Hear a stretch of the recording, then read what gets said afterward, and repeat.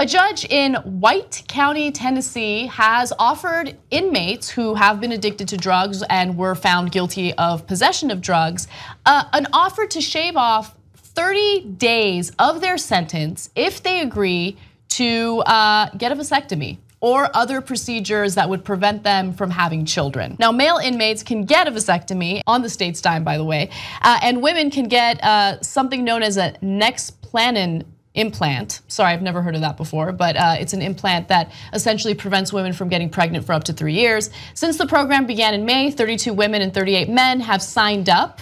Nexaplanon lasts up to 3 years. Doctors can now reverse vasectomies, but it can be a costly procedure that doesn't guarantee success. So the judge, Sam Benningfield, gave some justifications for why this offer stands. He sees it as a solution beneficial to everyone involved. He was quoted as saying, "I hope to encourage them to take personal responsibility and give them a chance when they do get out to not be burdened with children. I understand it won't be entirely successful, but if you reach 2 or 3 people, maybe that's 2 or 3 kids not being born under the influence of drugs." Now, keep in mind, the heroin epidemic is hitting states like Tennessee very hard. And so they're trying to come up with creative solutions for it, but I'm not sure this is it. No, I won't. The only thing I won't do here is I won't presume the awfulness of the judge. Like maybe, he's maybe frustrated with seeing kids born to drug addicted parents. It's pretty awful. And the problems that kid inevitably has if they even survive. And so it may be genuine. It's almost certainly illegal. And inmates are not in a position to make, the coercion is implicit in the offer. Sure. Right, they're inmates.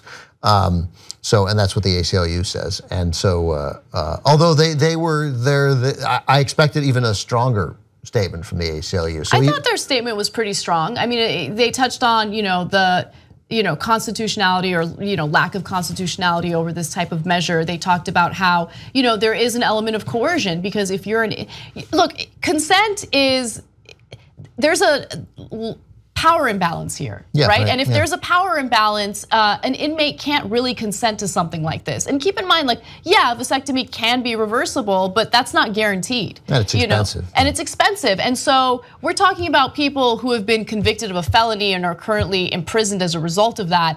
It's gonna be hard for them to get jobs once they get out. And so if you make the argument that, yeah, whatever, you just reverse it, they probably won't have the resources to do that. And I don't know if the judge is a good person or a bad person, so I don't want to judge that either. But one thing that I do want to say is that someone who's been addicted to drugs, right?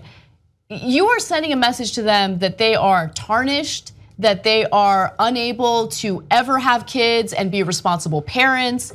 And that, I don't think that's the right way to handle it. I think that drug addiction is a serious problem and people need to get rehabilitated and they need help. But to send a message of, you wouldn't be a good parent, so let's take some precautions to ensure that you're not gonna procreate. I don't know how I feel about that. They can re-educate or educate for narcotic abuse and opioid abuse during the time of the incarceration. That's one thing. But yeah, this sort of seems like a non-starter, both legally and practically. We can't have judges sterilizing or offering to sterilize people. It's a ugly. I mean, we have a very dark history with that in the US, by the way, California especially. That said, people in that line of work, that he deals with this, and it's easy for us to be flippant about it. We don't experience kids born with opioid withdrawal and the brutality of that. So I'm sympathetic to the people who are more on the front lines of that and are trying to think of creative ways, though we're all against this way. Yeah.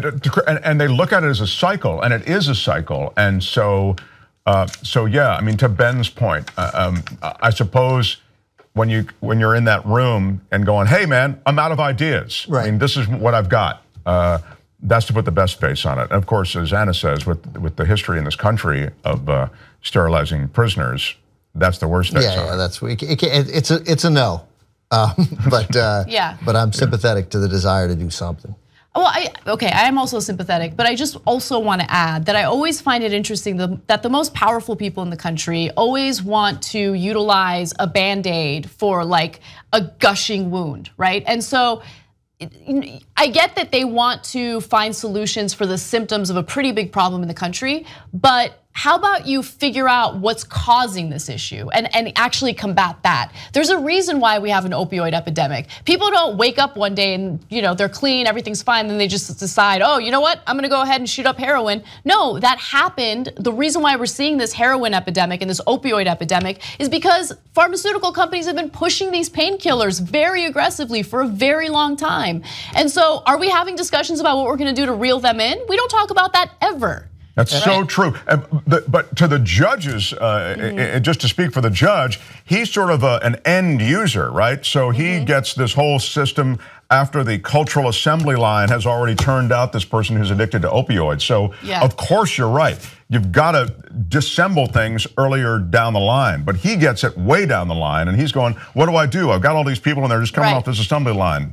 And really, the only ones that can do something about this are our lawmakers. And our lawmakers, they're just exploiting this issue for political capital right now. They're not doing it, because they genuinely care about it. And that's another frustrating component of all this. Well, we've seen some. There are definitely some lawmakers who are fully vested, particularly in Ohio, at least, that I know of in Ohio. I'm sure other places too that want to do something about it. Whether, look, it costs money, and we don't like to spend money on.